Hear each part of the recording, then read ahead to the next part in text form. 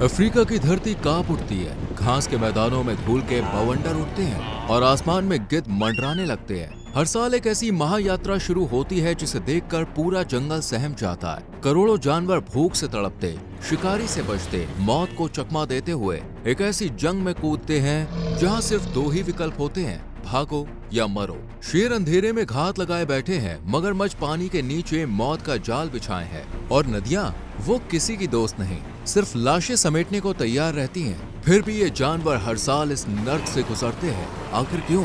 क्या ये सिर्फ एक सफर है या प्रकृति का सबसे खौफनाक इम्तिहान? ये है द ग्रेट माइग्रेशन, एक ऐसी यात्रा जहां हर कदम पर जिंदगी और मौत की जंग छिड़ी होती है। तो सांसें थाम लीजिए, क्योंकि अब हम आपको ले चलेंगे प्रकृति के सबसे क्रूर और भयानक युद्ध के मैदान में। टंजानिया में स्थित Serengeti national park the great wild life migration के लिए फेमस है। ये ईस्ट सेंट्रल अफ्रीका में करीब 30,000 स्क्वायर किलोमीटर तक फैला हुआ है। सेरेंगेटी सिर्फ माइग्रेशन के लिए ही नहीं, बल्कि बिग 5 एनिमल्स का घर भी है। Lion, leopard, bush elephant, African buffalo और ब्लैक राइनो। यहाँ इन एनिमल्स के बड़े बड़े ग्रुप्स देखने को मिलते हैं, जैसे बफेलोज के झुंड जो हजारों की संख्या में हो सकते हैं। सेंट्रल सेरेंगेटी में एक खास सुपर प्राइड भी है, जिसमें 22 लायंस शामिल हैं। लेकिन सेरेंगेटी सिर्फ एनिमल्स के लिए ही नहीं, बल्कि अपने स्टनिंग लैंडस्केप्स के लिए भी जाना जाता है। यहाँ पर आपको Woodlands, grasslands, wetlands, river banks और कई तरह के नेचुरल हैबिटेट्स देखने को मिलते हैं। ये एक रिच और डाइवर्स इकोसिस्टम है, जिसे पूरी तरह महसूस करने के लिए आपको खुद इसे एक्सप्लोर करना होगा। अब बात करते हैं इस माइग्रेशन के असली नायकों की, वो जानवर जो हर साल इस खतरनाक सफर पर निकलते हैं। सेरेंगेटी के विशाल मैदानों में करीब 2 मिलियन वाइल्ड बीस्ट, ज़ेब्रा और एंटीलोप्स एक साथ रहते हैं। दूर से देखने पर ये मैदान सिर्फ घास से भरे नजर आते हैं, लेकिन अगर ध्यान से देखें तो इनकी हरकतों में सर्वाइवल की एक अनोखी कहानी छुपी होती है। ज़ेब्रा की सबसे खास पहचान है उनकी ब्लैक एंड व्हाइट स्ट्राइप्स। लेकिन क्या आपको पता है कि हर ज़ेब्रा की धारियां एकदम यूनिक होती हैं, जैसे इंसानों के फिंगरप्रिंट्स। यानी एक बड़े समूह में भी आपको 2 ज़ेब्रा कभी एक जैसे नहीं मिलेंगे। वाइल्ड बीस्ट, जिनका बॉक्स शेप्ड सिर और घुमावदार सींग होते हैं, ये भी इस मैदान के अहम हिस्से हैं। इनके गर्दन के पास लंबे बाल होते हैं और इनके मजबूत खुर इन्हें टंजानिया से केन्या तक का सफर तय करने में मदद करते हैं। हर साल करीब 20 लाख वाइल्ड बीस्ट और हजारों ज़ेब्रा एक खतरनाक यात्रा पर निकलते हैं, जिसमें उन्हें भूख, प्यास और खतरनाक शिकारियों का सामना करना पड़ता है। सेरेंगेटी और मसाई मारा के बीच हर साल होने वाली इस महायात्रा को ही द ग्रेट माइग्रेशन कहा जाता है। लेकिन ये जानवर इतना लंबा सफर तय क्यों करते हैं? तो इसका सबसे बड़ा कारण है भोजन और पानी की तलाश। सेरेंगेटी और मसाई मारा के घास के मैदानों में हर साल मौसम के अनुसार बदलाव आता है। जब सेरेंगेटी में घास खत्म होने लगती है, तो वाइल्ड बीस्ट और ज़ेब्रा मसाई मारा की ओर माइग्रेट करते हैं, जहां घास के हरे भरे मैदान होते हैं। यही घास इनके जीवन का मुख्य सोर्स ऑफ फूड होती है और इसी की तलाश में ये हजारों किलोमीटर्स की यात्रा करते हैं। लेकिन सिर्फ खाना ही नहीं, बदलते मौसम की वजह से पानी के स्रोत भी प्रभावित होते हैं। जब सेरेंगेटी में बारिश कम होती है तो पानी के सोर्स सूखने लगते हैं और वाइल्ड बीस्ट मजबूर होकर उन जगहों की ओर बढ़ते हैं जहां पानी उपलब्ध हो। यही वजह है कि यह हर साल टंजानिया से केन्या तक का सफर तय करते हैं, एक ऐसी यात्रा जिसमें हर कदम पर मौत का पहरा रहता है। द ग्रेट माइग्रेशन सिर्फ एक सफर नहीं है, बल्कि सर्वाइवल का एक बेहतरीन एग्जाम्पल है, जहां जानवर अकेले नहीं चलते, बल्कि एक साथ मिलकर इस खतरनाक जर्नी को पूरा करते हैं। वाइल्ड बीस्ट और ज़ेब्रा हमेशा साथ माइग्रेट करते हैं और इसका एक बड़ा कारण है सुरक्षा और सर्वाइवल। दोनों एक ही इकोसिस्टम का हिस्सा हैं और इनकी प्राथमिकताएं भी लगभग एक जैसी होती हैं, हरी भरी घास और पानी। लेकिन इनके साथ चलने के पीछे एक और दिलचस्प कारण है। जब ये लाखों की संख्या में एक साथ होते हैं तो शिकारियों के लिए उन पर हमला करना मुश्किल हो जाता है। ये माइग्रेशन पूरी तरह से मौसम और पर्यावरण पर निर्भर करता है। हर साल करीब 1.5 मिलियन वाइल्ड बीस्ट, हजारों ज़ेब्रा और दूसरे जानवर 1000 किलोमीटर लंबी यात्रा करते हैं, सिर्फ पानी और हरी घास की तलाश में। यही वजह है कि जुलाई से अक्टूबर का समय मसाई मारा की यात्रा के लिए सबसे परफेक्ट सीजन माना जाता है। लेकिन यह माइग्रेशन सिर्फ भोजन के लिए नहीं, बल्कि इनके जीवन चक्र और प्रजनन से भी जुड़ा हुआ है। जब ये जानवर मसाई मारा पहुंचते हैं तो यहाँ ब्रीडिंग सीजन शुरू हो जाता है और यहीं पर ये नई पीढ़ी को जन्म देते हैं। इस दौरान कई और स्पीशीज भी इनके साथ जुड़ती हैं और इस माइग्रेशन का हिस्सा बन जाती हैं। अगर बात करें केन्या में स्थित मसाई मारा नेशनल रिजर्व की, तो ये दुनिया भर में द ग्रेट माइग्रेशन की मेजबानी के लिए फेमस है। लेकिन ये सिर्फ माइग्रेशन के लिए ही नहीं, बल्कि अपनी वाइल्ड लाइफ डाइवर्सिटी, अनोखे सफारी एक्सपीरियंसेस, समृद्ध पक्षी जीवन कल्चरल हेरिटेज और कंजर्वेशन एफर्ट्स के लिए भी जाना जाता है। हर साल मसाई मारा अपने 1510 वर्ग किलोमीटर के सवाना में करीब 1.5 मिलियन वाइल्ड बीस्ट का स्वागत करता है। यहाँ पर आपको लायन, चीता, एलिफेंट, ज़ेब्रा, हिप्पो जैसे तमाम आइकॉनिक एनिमल्स देखने को मिलते हैं। ये वो जगह है जो आपको प्रकृति से गहरा कनेक्शन महसूस कराती है।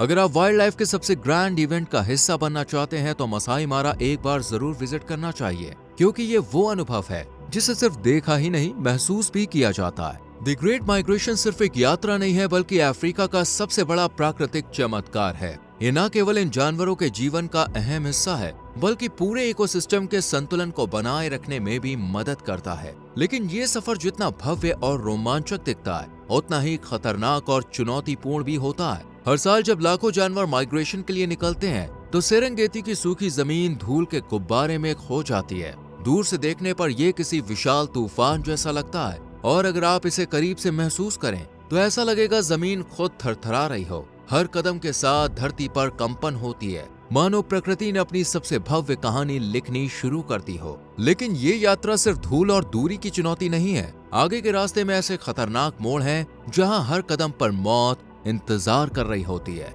और अब शुरू होता है असली खेल। हर साल जब ये जानवर माइग्रेशन के दौरान अपनी यात्रा के सबसे खतरनाक पड़ाव पर पहुंचते हैं तो उनका सामना होता है मौत के सबसे बड़े जाल से, नदियां। पानी के इस पार खड़े लाखों जानवर एक साथ उथल पुथल में होते हैं, क्योंकि उन्हें पता होता है कि इस नदी को पार करना ही उनकी जिंदगी और मौत का फैसला करेगा। लेकिन असली खतरा पानी के अंदर छुपा होता है। घात लगाए बैठे खूंखार मगरमच्छ जो महीनों से इसी मौके का इंतजार कर रहे होते हैं, अब हमला करने के लिए तैयार हैं। जैसे ही पहला वाइल्ड बीस्ट या ज़ेब्रा हिम्मत जुटाकर पानी में उतरता है, बाकी झुंड भी उसके पीछे पीछे कूद पड़ता है, और बस यहीं से शुरू होती है जिंदगी और मौत की सबसे खतरनाक जंग। चीख पुकार, भागम भाग, मड से भरा पानी और अचानक हमला। ये नजारा किसी युद्ध के मैदान से कम नहीं होता। कुछ जानवर नदी की तेज धारा में बह जाते हैं, कुछ अपने ही झुंड के नीचे कुचल जाते हैं, और कुछ सीधे मगरमच्छों का शिकार बन जाते हैं। मगर जो बच जाते हैं उनके लिए भी खतरा भी खत्म नहीं हुआ है,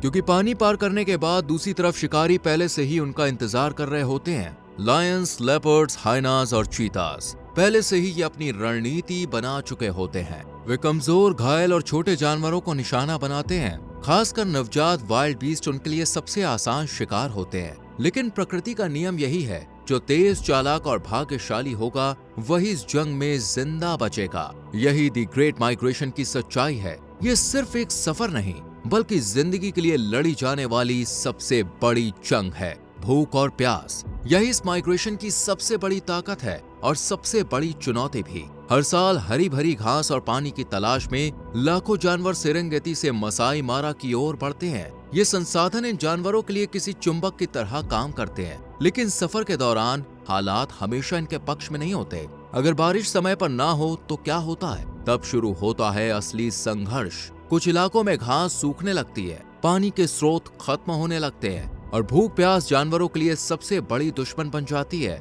कई बार सैकड़ों किलोमीटर्स का सफर तय करने के बाद भी इन्हें खाने के लिए पर्याप्त घास नहीं मिलती। ऐसे में कमजोर जानवर धीरे धीरे दम तोड़ने लगते हैं। लेकिन सिर्फ भोजन और पानी की कमी ही सफर को मुश्किल नहीं बनाती। मौसम की बेरुखी भी इनकी परीक्षा लेती है। कभी तेज गर्मी तो कभी अचानक आने वाले आंधी और तूफान और मूसलाधार बारिश माइग्रेशन को और चुनौतीपूर्ण बना देती हैं। और जब इतने जानवर एक साथ सफर कर रहे होते हैं तो एक और अनदेखा खतरा पैदा होता है, बीमारियां।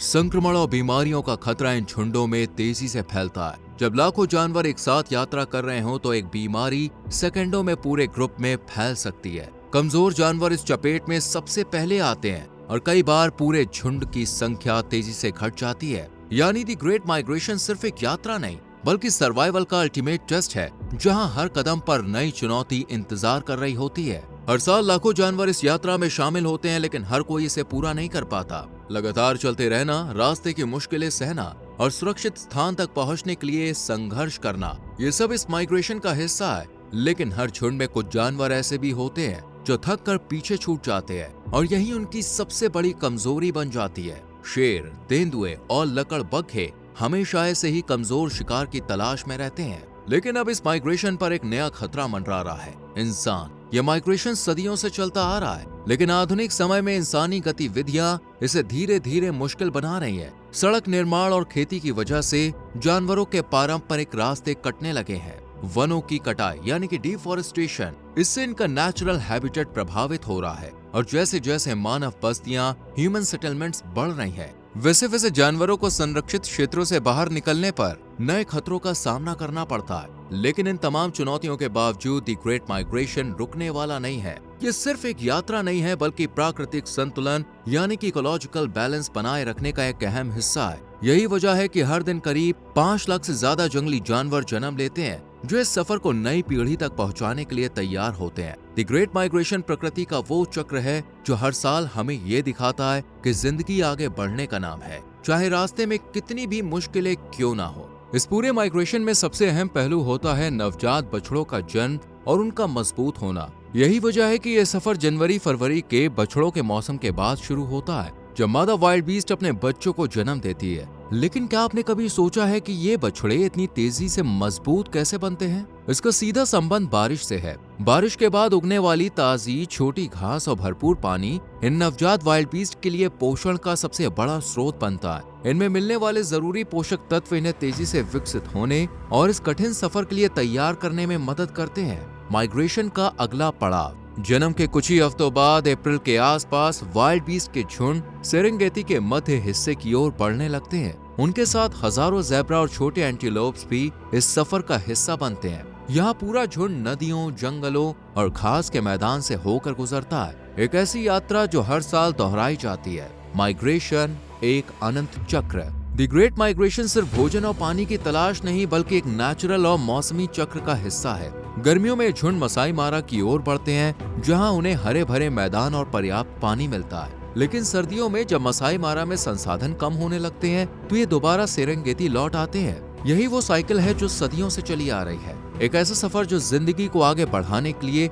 हर साल नए सिरे से शुरू होता है। द ग्रेट माइग्रेशन एक ऐसा सफर जहां हर साल लाखों जानवर निकलते हैं, लेकिन हर कोई मंजिल तक नहीं पहुंच पाता। रिसर्च के मुताबिक इस पूरी माइग्रेशन प्रक्रिया के दौरान वाइल्ड बीस्ट और ज़ेब्रा की संख्या में लगभग 10 से 30% तक की कमी हो सकती है, खासकर जब ये मारा रिवर पार करते हैं, जहां शिकारी और घात लगाए बैठे क्रोकोडाइल्स इनका इंतजार कर रहे होते हैं। लेकिन यही तो प्रकृति का नियम है, जो तेज, मजबूत और भाग्यशाली होते हैं वही इस खतरनाक सफर को पार कर पाते हैं। लेकिन जो पीछे रह जाते हैं वो भी इकोसिस्टम का एक अहम हिस्सा बन जाते हैं। शिकारियों और स्कैवेंजर्स के लिए भोजन का स्रोत, यानी हर हार इस जंगल के संतुलन को बनाए रखने में मदद करती है। और फिर ये सफर दोबारा शुरू होता है। जो जानवर बच जाते हैं वो सेरेंगेटी की ओर लौटते हैं, जहां अगली पीढ़ी का जन्म होता है और ये माइग्रेशन फिर से अपने नए पड़ाव के लिए तैयार हो जाता है। ये सिर्फ एक यात्रा नहीं, बल्कि प्रकृति के सबसे अद्भुत चक्रों में से एक है। एक ऐसा नजारा जिसे अगर आप खुद देखेंगे तभी इसके असली पैमाने का अंदाजा लगा पाएंगे। उम्मीद करते हैं कि आपको ये जानकारी पसंद आई होगी। वीडियो को लाइक और शेयर करके चैनल को सब्सक्राइब करें और बेल आइकॉन प्रेस करें।